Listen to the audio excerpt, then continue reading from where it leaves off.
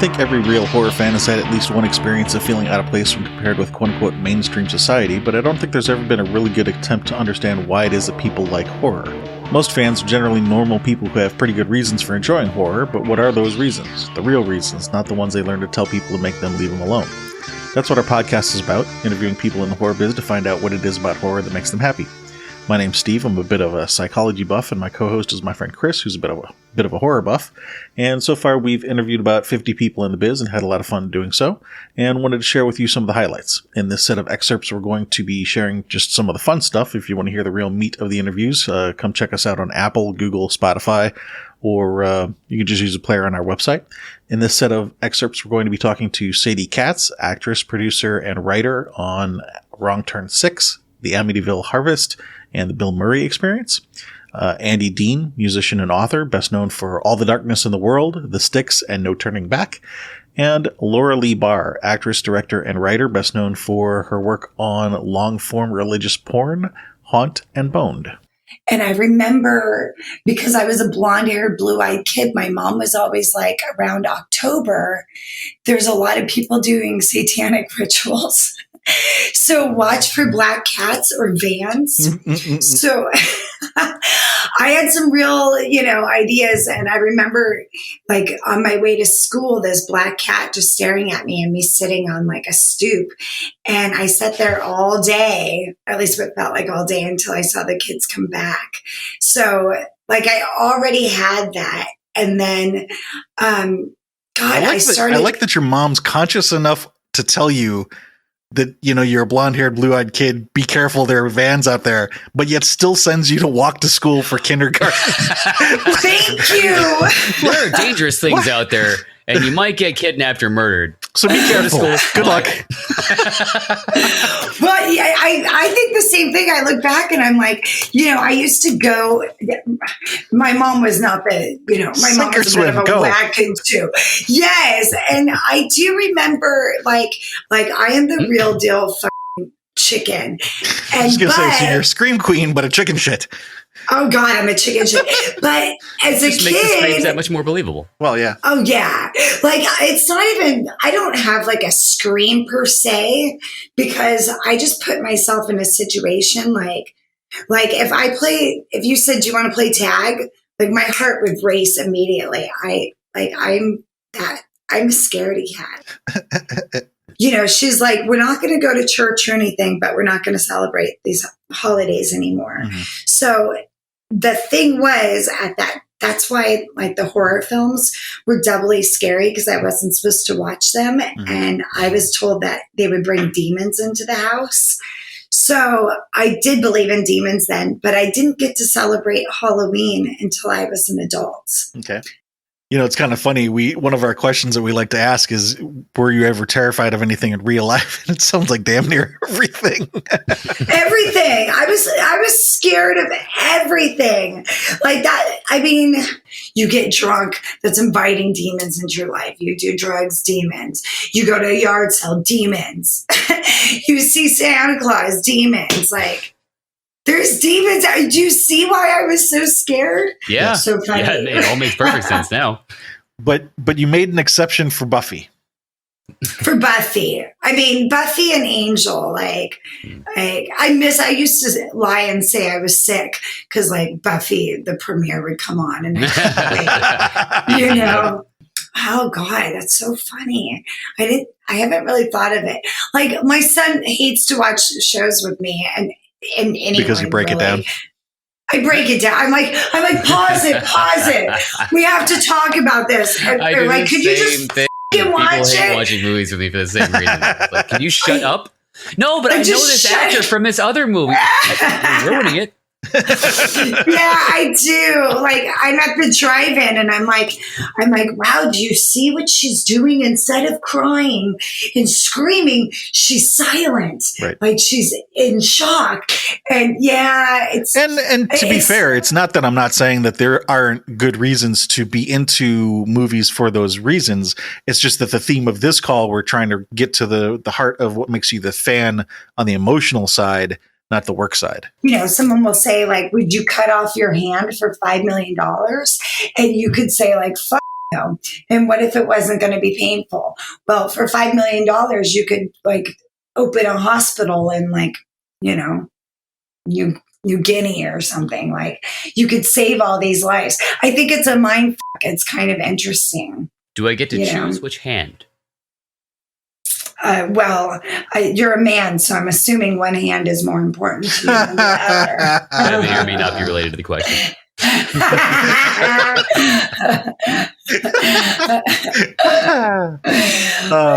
No, you don't get to choose. Yeah, you know what? I'm going to guess you're a lefty. Are you a lefty? No, not a southpaw. I am righty. Damn it. Yeah. Oh, boy. Clowns never did anything for me. Still don't. I just don't find them scary. I don't, it just doesn't. Me either. I mean, certain ones like Pennywise can be creepy. It is possible for clowns to be creepy, but yeah, I also don't really get the whole clownophobia thing. The problem with Pennywise is like, he's just ineffective. Like, this dude's supposed to be this big, like, cosmic space spider, but he's like in the room with like a handful of 8-year-olds and he kills none of them. Well, yeah, he's gonna make them tasty and afraid first, and then also still fail to kill them. And still fail. It's like, I don't know, put anybody in that room with one hand tied behind their back, blindfolded with a hammer, and I feel like they'd at least get one of them. You know? Yeah. Just this clown is, eventually I feel like the kids will be like, hey guys, every time we run into this asshole, it's just nothing. And that's what I just don't get about it. Is like, I just don't find him scary. He's like one of the kids just pulls out a piece and he's like, blam. All right, it's done. Like, can we get a milkshake or something? It's like, dude, are you going to kill us or not? This is boring. Like, just the most ineffective movie creature I've ever seen. That could make for a good skit, like a comedy skit of, Pennywise picks the wrong kid. He finds the kid who's actually a horror fan. Yeah, exactly. The kid's like, is that it? Right? Like he looks to his friends afterwards like, it's a fucking clown, you guys.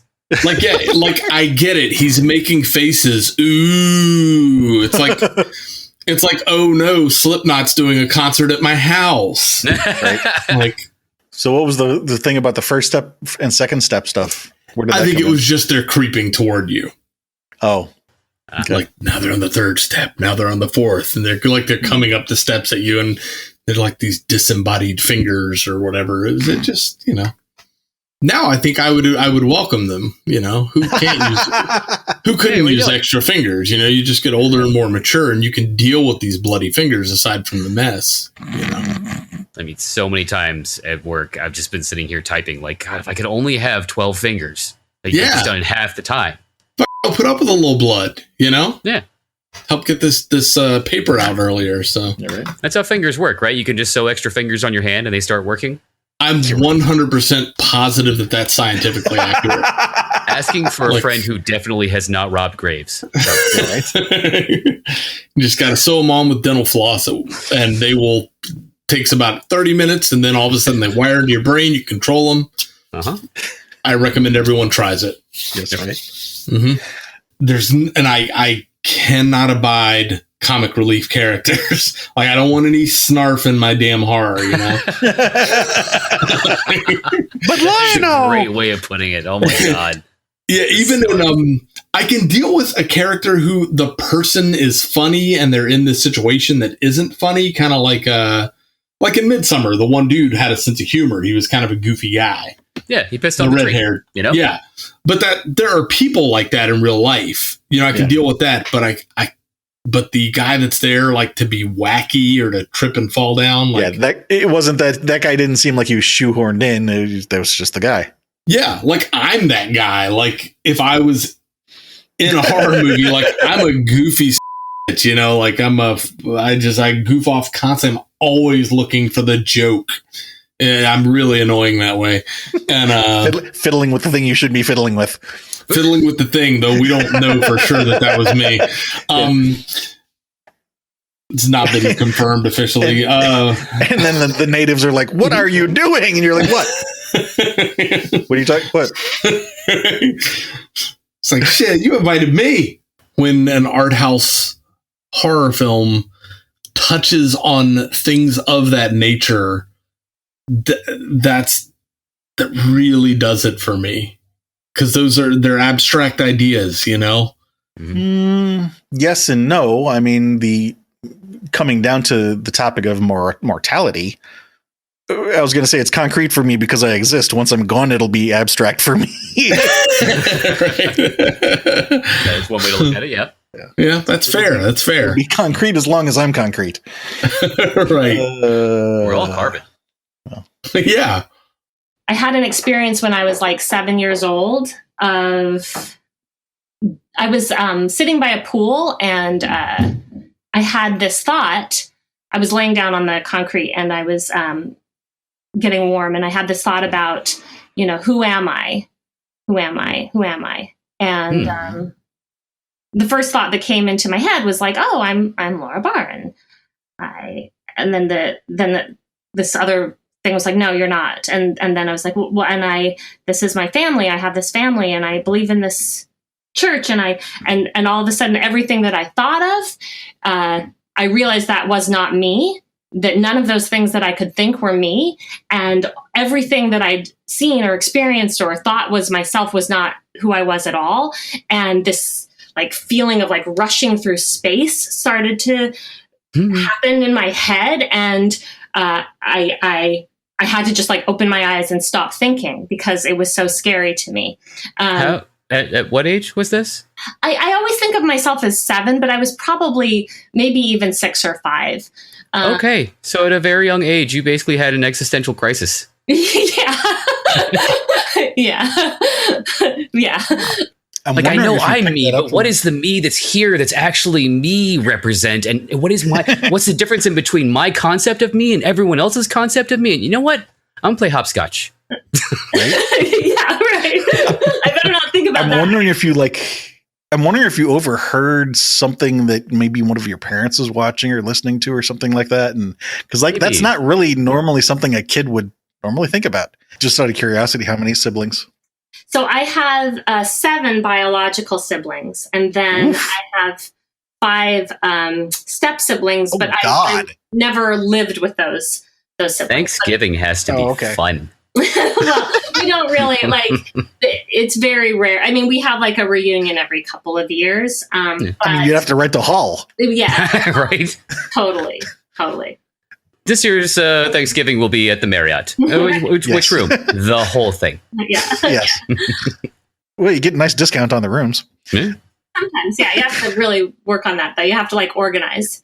You have to have an organizer. 4th or 5th grade, I kind of graduated out of all of the books for children, and I started reading smutty adult pulp books, and bad romance novels, and then I started reading Stephen King, and then I started reading B.C. Andrews, and I started reading oh God, you didn't get into Danielle Steele at a young age, did you? I did not. Well, I might have. I don't know. They're probably not as good as Danielle Steele, honestly.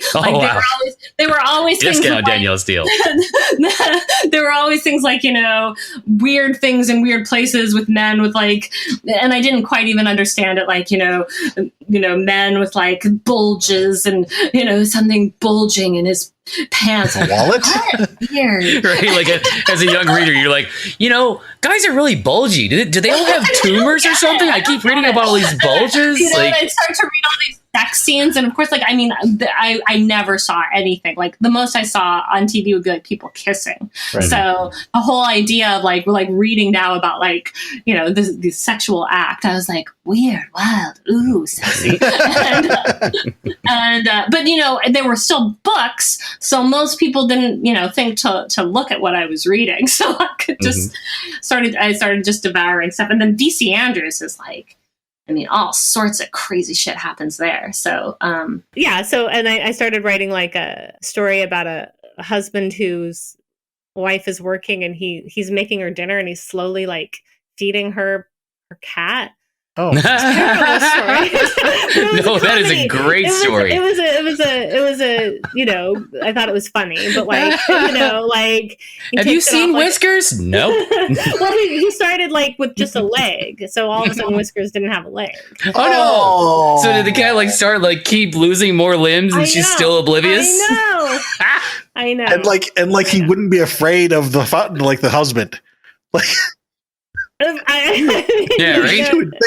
Anyway, and then yeah. Anyway, stories like that for me that were kind of jokey horror, I guess. Yeah. I was really working toward getting into a good college and making something of my life. As one does. That laugh was just like, yeah, and look how successful I've been with that. Right.